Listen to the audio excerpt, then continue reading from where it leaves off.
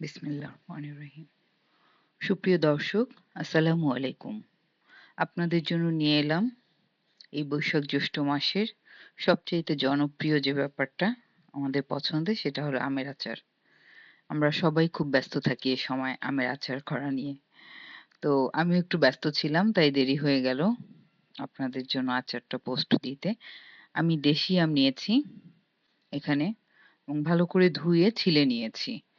এখানে ১.৫ কেজির একটু কম আছে আম। তো এই আমটাই আমি যে গ্রেটার সেই গ্রেটারের মোটা নজেল যে পাশে ওপাশ থেকে আমি গ্রেট করে নিচ্ছি। তো এটা এভাবে গ্রেট করে এই আচার বলবো না, এটা ঝুরি মোরব্বা দেখাচ্ছি আজকে আপনাদের। তো এই ঝুরি মোরব্বাটা এভাবে গ্রেট করেও করা যায়। আর আরেকটা সিস্টেম আপনাদের আমি দেখিয়ে দিচ্ছি, সেটা হলো, যদিও এখন অনেকেই সব জানে, এটা হলো বটিতে এমন কুচি কুচি করে, অথবা আমি যেমন চাকু দিয়ে বোর্ডের উপরে করে নিয়েছি আলু ভাজির মতন। তো এভাবেও করতে পারেন। তবে ঝুরি মোরব্বাটা এভাবে আলু ভাজির মতন করে নিলেই বেশি ভালো লাগে দেখতে ফাইনালি। তো আমি দুভাবেই দেখিয়ে দিলাম। আমি এখানে সমস্ত আমগুলি কুচি করে নিয়েছি। আর এখানে ১ টেবিল চামচ হলুদ গুঁড়া আর ২ টেবিল চামচ লবণ দিয়ে দিলাম। আমি এটা ভালো করে মাখিয়ে আ রেখে দিব প্রায় ৬-৭ ঘন্টার মতন। আর মাঝে অবশ্য আরো ২-৩ বার আমি নেড়ে দিব। তো এটা আমার সুন্দর করে মাখানো হয়ে গেল। আমি এখন ঢেকে রেখে দিব। আমি আবার ফিরে এলাম। এটা প্রায় ৭ ঘন্টা পরে এলাম। আমগুলি একদম চুপসে গিয়েছে এবং অর্ধেক হয়ে গিয়েছে নরম হয়ে কমে। দেখতে পেলেন? এটা আমি ভালো করে পর্যাপ্ত পানি দিয়ে ভালো করে ধুয়ে নিব, যাতে হলুদের রংটাও না থাকে আর লবণটাও যাতে চলে যায়। খুব একটা সময় লাগে না। আমি চেষ্টা করছি আপনাদের খুব সহজভাবে দেখাতে। আ আশা রাখি আপনাদের উপকারে আসবে।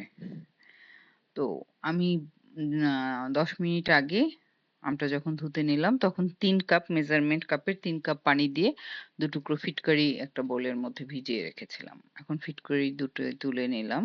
ওই ফিটকারি পানির মধ্যে আমি আমটা ২ ঘন্টা ভিজিয়ে রাখবো। তো এতে করে আমের টকটাও চলে যাবে আর আমগুলি খুব স্টিকি হয়ে যাবে। আমার ২ ঘন্টা হয়ে গিয়েছে ভিজানো। দেখতে পাচ্ছেন আমগুলি বেশ মানে টাইট হয়ে গিয়েছে। আর এখনকার এই সময়ে বৈশাখের একদম শেষ সপ্তাহ আর জ্যৈষ্ঠ মাসের মাঝামাঝি টাইম অলরেডি চলে এসছে। এখন আমগুলি খুবই পরিপক্ক। আর দেশি আমের আচার দেয়ার চেষ্টা করবেন, মোরব্বা সবকিছু, যাতে করে আপনাদের একটা উপকার হবে। সেটা হলো দেশি আমের আচার, মোরব্বা এগুলি সব খুব ভালো হয় এবং কোনোভাবেই এগুলি ফাঙ্গাস পড়ে না। অনেকদিন আপনি বাইরে রেখে এটা খেতে পারবেন। তো আমি ভালো করে ধুয়ে নিলাম যাতে ফিটকারির কষটা না থাকে। আর একটা কাপড়ে নিয়ে খুব ভালো করে চিপড়ে পানিটা বের করে নিলাম যতটা সম্ভব। এখন একটা ট্রে অথবা প্লেটে নিয়ে আপনারা এটা মেলে যতটুকু পানি আছে বা ফ্যানের নিচে দিয়ে রাখলে ০.৫ ঘন্টার জন্য শুকিয়ে যাবে। তো এখানে আমার মেজারমেন্ট কাপের ২.৫ কাপ আম হয়েছে। আমি এখানে ১ কাপ চিনি আর ০.৫ কাপ গুড় দিয়ে এটা ভিজিয়ে রাখলাম। এবং দেখতে পাচ্ছেন বেশ অনেকটা শিরা বের হয়েছে, ১ ঘন্টা রেখে দিয়েছিলাম। তো আমার এই ভিডিওটা কিছুটা স্কিপ হয়ে গিয়েছে, দুঃখিত এর জন্য। তো এটা আমি লো হিটে চুলোতে দিয়ে দিয়েছি আর সাথে ৩ টুকরা তেজপাতা দিয়ে দিয়েছি। এভাবে আমি অনেকক্ষণ এটা ঢেকে, ঢেকে এটা এই জুসি পানিটা, যে শিরাটা বের হয়েছে এটাতেই সিদ্ধ হয়ে গিয়েছে। হবে আস্তে, আস্তে করে করতে হবে। তো এটা একদম মোটামুটি শিরাটা টেনে যাওয়ার পরে আমি ২.৫ টেবিল চামচ লেবুর রস দিয়ে দিলাম। এই লেবুর রসটার কারণে প্রিজার্ভ করতে খুব সহজ হবে। সহজে আ ছাদকুড়া পড়বে না। যেটা আপনারা ভিনেগার দিলেও হয়। হুম? তো এখন আমি তেজপাতাগুলি তুলে ফেলছি। আর লেবুর রসটা দেওয়ার পরেও আমার প্রায় ৭-৮ মিনিট এটা খুব আস্তে, আস্তে জ্বালাতে হবে যাতে লেবুর রসটা পুরোপুরি টেনে যায়। একটা পর্যায়ে দেখতে পারবেন যে পুরো শিরাটাই টেনে গিয়েছে। আশা রাখি আমার এই উপকরণগুলি আপনাদের খুব কাজে আসবে এবং আমাকে উৎসাহিত এবং সহযোগিতা করার জন্য আমার সাথে থাকবেন। আমার চ্যানেলটা সাবস্ক্রাইব করবেন, লাইক করবেন। কোনো মতামত থাকলে অবশ্যই বলবেন। একটা তারের মতন চিকন চলে এসছে আমি দেখিয়ে দিচ্ছি। তার মানে আমার মোরব্বাটা কমপ্লিট। এবং সবচাইতে বড় কথা এটা কিন্তু খুবই চমৎকার টেস্টি এবং খেতেও খুব সুবিধা। আর তেজপাতাটা আপনারা না দিলেও পারেন। তবে তেজপাতার অ্যারোমাটা আমার আসলে ভালো লাগে। আমি এই মোরব্বাটাকে আপনাকে আরেকটা প্রসেস এ দেখাচ্ছি।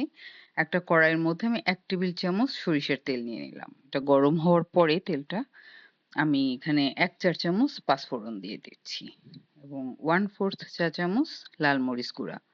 এটা দিয়ে আমি ওখান থেকে মোরব্বার থেকে ১ কাপ পরিমাণ মোরব্বা আমি এটার মধ্যে দিয়ে দিব, ঝুরি মোরব্বা।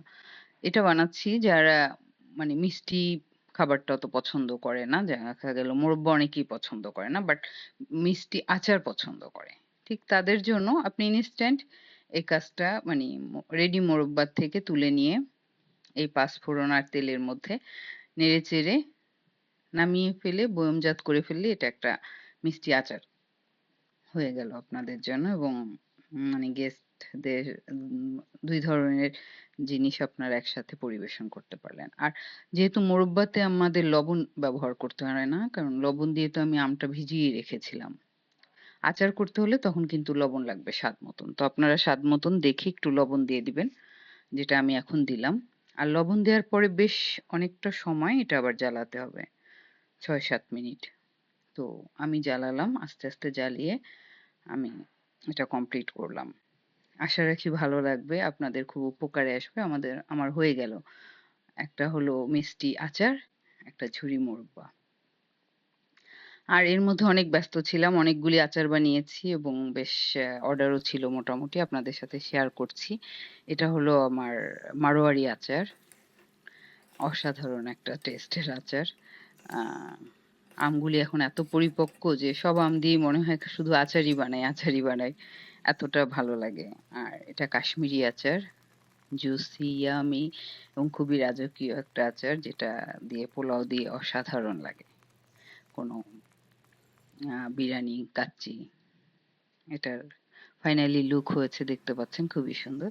আর এটা হলো আমরা যেমন পাঁচমিশালি সবজি খাই, ঠিক তেমন। আমার অর্ধেকটা এখানে আছে আম আর ৫ আইটেমের ফল নিয়েছি।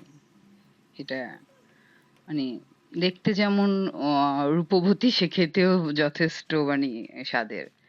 আর এখানে হলো গিয়ে আমি মোরব্বা বানিয়েছি। দেখতে পাচ্ছেন ডাকরাগুলি খুবই শক্ত হয়ে গিয়েছে, আঠির পোষণ। আমগুলিও বেশ পুরুত্ব এবং বড় বলে আমি একটু টুকরো করে দিয়েছি। একটা আমকে আমি ৪ টুকরো করে নিয়েছি। এটা আমের মিষ্টি ঝুরি আচার। আর এটা সেই অসাধারণ একটা আচার যেটা ছাড়া খিচুড়ি একদমই চলে না আমার বাসায়, আমার পরিবারে ৩ জেনারেশন ধরে চলতেছে।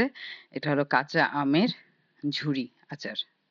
সরিষার তেলে একদম ডুবিয়ে এটা চমৎকার একটা জিনিস।